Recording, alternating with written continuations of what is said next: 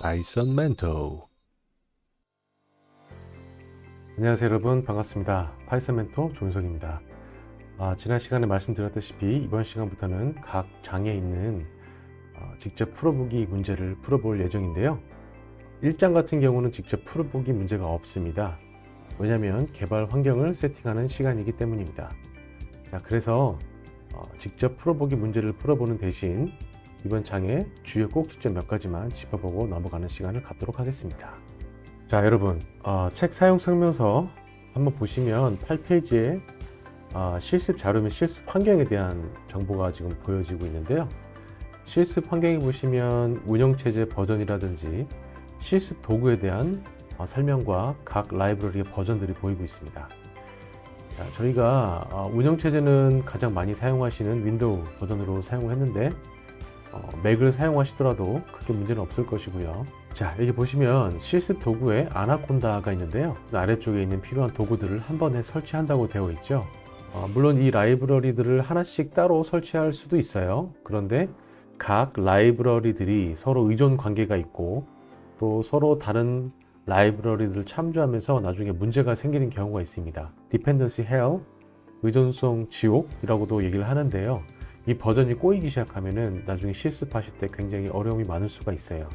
그래서 제가 추천하는 방식은 아나콘다를 설치하는 것입니다. 그럼 책의 내용을 잠깐 볼게요. 첫 번째 절에서는 파이썬에 대한 간단한 소개를 해드리고 있고요. 왜 데이터 분석을 할 때 파이썬이 굉장히 강력한지에 대한 설명을 좀 드리고 있고요. 두 번째 절에서는 아나콘다를 사용하여 한 번에 필요한 라이브러리를 동시에 설치할 수 있는 그런 과정들을 설명해 드릴 거고요. 세 번째로는 이 아나콘다에 포함되어 있는 주피터 노트북을 통해서 파이썬 프로그램을 어떻게 할 수 있는지 설명하는 시간을 갖고 있습니다. 따라서 1장의 학습 목표는 데이터 분석 영역에서 파이썬이 주목받는 이유를 좀 이해하고 데이터 분석을 위한 기본 개발 환경을 셋업하고 또 저희가 주로 사용할 주피터 노트북의 기본 사용법을 익히는 것으로 생각하시면 되겠습니다. 자, 1절에서는 파이썬 데이터 분석의 최강자라는 주제로 파이썬을 왜 배워야 하는지 배우고 싶다라는 부분, 왜 쉬운지에 대한 설명도 간단하게 하고 있고요. 데이터 분석에서 강한 이유가 굉장히 성숙한 데이터 분석 라이브러리들을 가지고 있다라는 부분 한번 짚어보았고요. 데이터 분석 어플리케이션 개발의 핵심 도구인 이유가 블루랭귀지라는 거에 대한 설명도 잠깐 해드렸습니다. 여기서 잠깐 보시면 스택 오버플로우 웹사이트에 대한 설명을 좀 드리고 있는데 앞으로 소스 코드를 작성하시다가 모르는 게 있으시면 구글링 했을 때 반드시 나타나는 사이트죠. 그에 대한 간단한 설명을 드렸고요. 이 사이트에서 보이고 있는 파이썬의 어떤 성장 곡선 같은 것들을 보이고 있어요. 그래서 설문조사 응답률을 따라서 파이썬이 지난 2012년부터 지금까지 봤을 때 굉장히 가파른 성장을 하고 있다라는 그래프 보여드렸고요. 자, 이제 2절입니다. 아나콘다 한 번에 끝내는 설치. 아나콘다 설치는 그게 어렵지 않아요. 보시면 실습 환경에 대한 소개를 잠깐 해드린 다음에 아나콘다 배포판 설치하기 전에 시스템 요구사항을 확인해달라는 체크포인트 박스를 올려놨고요. 가장 중요한 거는 이 디스크 여유 공간입니다. 그래서 아나콘다 안에 굉장히 다양한 라이브러리들이 모두 압축되어 있기 때문에 굉장히 많은 디스크 용량을 요구를 하고 있어요. 하지만 요즘에 디스크 값이 워낙 저렴하다 보니까 이 다양한 혜택을 포기하면서까지 디스크 용량을 아낄 필요는 전혀 없어 보이거든요. 그래서 반드시 디스크 용량 5기가 이상 확보한 상태에서 설치 시작하시고요. 자, 설치를 하시기 위해서 아나콘다 배포판을 어디서 다운로드 받아야 되는지 설명드렸고, 지금 C 드라이브 밑에 아나콘다 3에 다운로드 받았는데 어느 경로에 다운로드 받으셔도 상관없습니다. 하지만 이 경로를 항상 기억을 하고 계세요. 그러고 나서 다운로드 받은 파일은 가급적 관리자 권한으로 실행하시기 바랍니다. 이 권한 때문에 나중에 이슈가 생길 수도 있거든요. 윈도우를 사용하시는 분들은 반드시 관리자 권한으로 실행을 하시고요. 설치하는 과정은 책 보시고 쭉 따라 하시면 되는데 간혹 올바른 비트를 선택 안 하시는 경우가 있을 수도 있을 것 같아요. 여러분들이 사용하는 랩탑이 4GB 램 메모리가 넘는다면 아마 반드시 64비트를 사용하고 계실 텐데, 그러지 않은 경우에는 혹시 모르니 비트 수를 반드시 확인을 해 보시고요. 그거에 맞는 배포판 버전을 다운로드 받으시면 됩니다. 그 다음에 여기 중요한 게 뭐냐면 아나콘다를 설치할 폴더의 내부가 비어있지 않으면 오류가 나니까 조금 전에 다운로드 받으신 그 폴더가 아닌 다른 폴더에다가 설치하셔야 된다는 거 꼭 기억해 두시기 바랍니다. 혹시 에러가 발생을 하면 당황하지 마시고 그 에러 메시지를 잘 보세요. 그러면 거기에 이 폴더가 비어있지 않기 때문에 설치를 못해 라는 영어가 떴을 거거든요. 그걸 번역해서 이해하시면 됩니다. 아시겠죠? 그리고 설치 경로가 굉장히 길면 이슈가 되는 경우가 있어요. 설치를 하실 때 간혹 바탕 화면에다가 파일을 다운로드 받고 그냥 설치하시는 분도 계시는데 그런 경우 설치가 제대로 안 될 가능성도 있습니다. 따라서 C 드라이브 밑에 폴더 하나만 생성하셔서 또 폴더에는 빈칸을 넣지 마세요. 빈칸이 있는 경우에도 문제가 생기는 경우가 있으니까 단순한 영문, 단어 한 문장 정도 쓰신 다음에 그 폴더에 다운로드 하셔서 설치하시기를 바랍니다. 그리고 몇 가지 에러 상황에 대해서 설명해 드리고 있어요.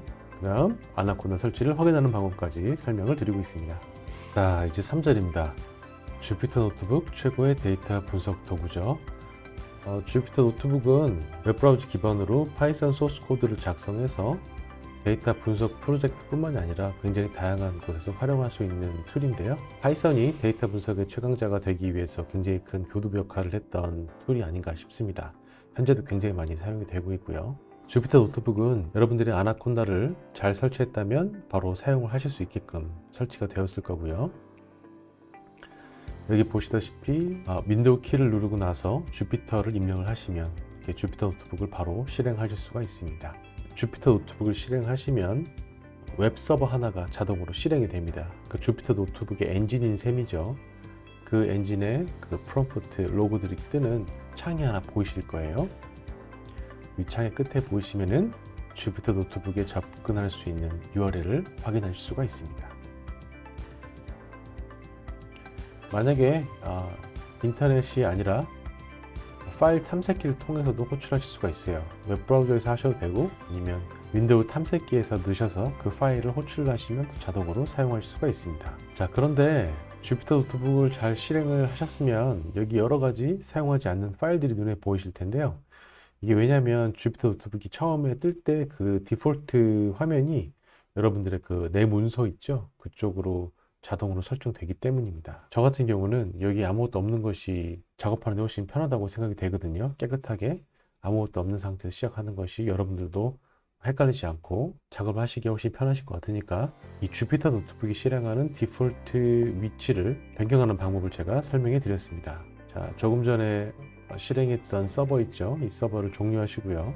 자, 그리고 저 같은 경우는 주피터 노트북을 위한 전용 폴더를 하나 만들었습니다. C 밑에 주피터라는 폴더 하나를 생성하고요. 주피터 노트북을 실행할 때 바로 가기 파일이 여기 지금 있거든요. 이걸 다시 찾아와서 실행하는 것이 아니라 파일 위치를 한번 열어보십시오. 이 파일 위치가 보이실 겁니다. 이 상태에서 이 속성에 들어가 보시면 이 대상, 이 바로가기 파일이 실행하는 어떤 명령어가 보여요. %user profile %라는 이 환경 변수가 보이죠.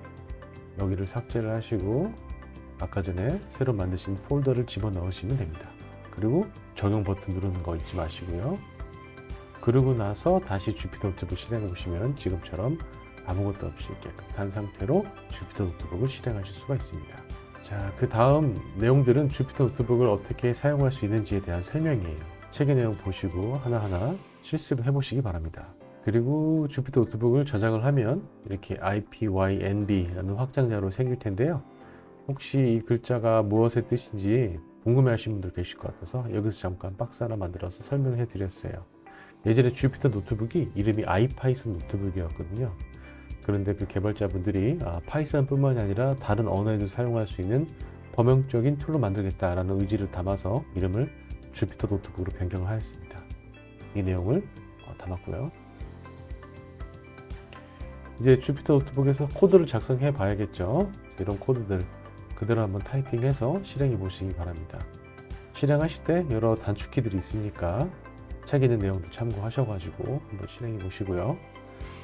여기 주피터 노트북 보시면 위쪽에 있는 곳이 소스 코드를 작성하는 창이고 실행을 하시고 나면 실행 결과를 바로 아래서 확인할 수가 있어요. 지금 이게 하나의 셀이라고 얘기를 하는데 셀을 위아래로 추가할 수 있는 그런 기능이 있고요. 그 기능에 이 소스 코드를 그대로 복사해서 집어넣으시면 바로 이런 그래프를 그리실 수가 있게 됩니다.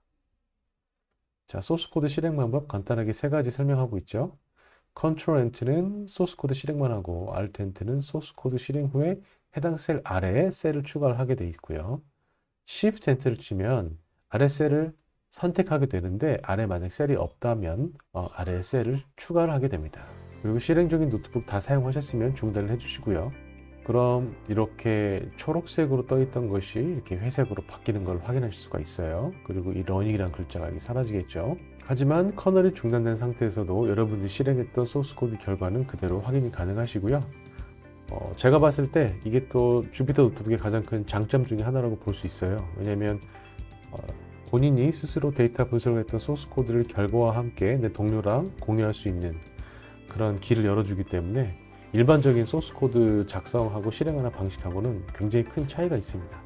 특히 이렇게 실행이 완료된 그래프를 내 동료한테 파일로 전달할 수 있다는 것은 굉장히 멋진 일이 아닐 수가 없어요. 이런 부분들은 실무를 하시게 되면 굉장히 큰 장점인 것을 아시게 될 것입니다. 자, 그리고 주피터 노트북에 굉장히 많은 단축키들이 있어요. 그런 단축키들을 키보드 숏컷에 가셔서 확인해 보시기 바랍니다. 자, 벌써 요약장표에 왔는데요. 여러분들 지금까지 배우신 점 요약장표를 통해서 한번 정리해 보시기 바랍니다. 그리고 나서 배우셨던 내용들을 확인해 볼 수 있는 연습 문제가 있으니까 한번 열심히 풀어보시기 바랍니다. 혹시 정답을 잘 모르겠다 하시면 앞에 있는 책의 내용을 다시 복습을 하셔서 문제를 푸는 그런 경험을 가지셨으면 좋겠습니다. 이 연습 문제에는 복습한 내용도 있지만 앞으로 배울 내용에 대한 예습 관련된 문제도 제가 조금씩 숨겨놨거든요. 그런 문제들도 한번 풀어보세요. 이 문제 같은 경우는 갑자기 소스 코드가 나와서 놀라실 수도 있을 것 같은데 이 책의 대상 독자는 파이썬의 기본 문법을 인지하고 계시는 분들을 대상으로 작성이 되었다는 거 다시 한번 말씀드리겠습니다. 이런 문제는 굉장히 간단하게 풀 수 있어야 될 것 같아요. 혹시 잘 풀지 못하겠다고 하시면 파이썬 기본 문법에 대한 공부를 조금 하시고 이 책을 보시는 것이 훨씬 도움이 될 것입니다. 네, 좋습니다. 여기까지가 1장이었고요. 다음 장에서는 데이터 분석을 위한 파이썬 문법에 대한 이야기예요. 그래서 제가 생각했을 때 데이터 분석 프로젝트를 수행하기 위해서 반드시 기억해야 될 그런 문법들을 한번 정리해 보았습니다. 그럼 다음 시간에 뵙도록 하겠습니다. 지금까지 파이썬 멘토 조윤석이었습니다. 구독과 좋아요 잊지 마시고요. 알람에도 설정 부탁드리겠습니다. 고맙습니다. 파이썬 멘토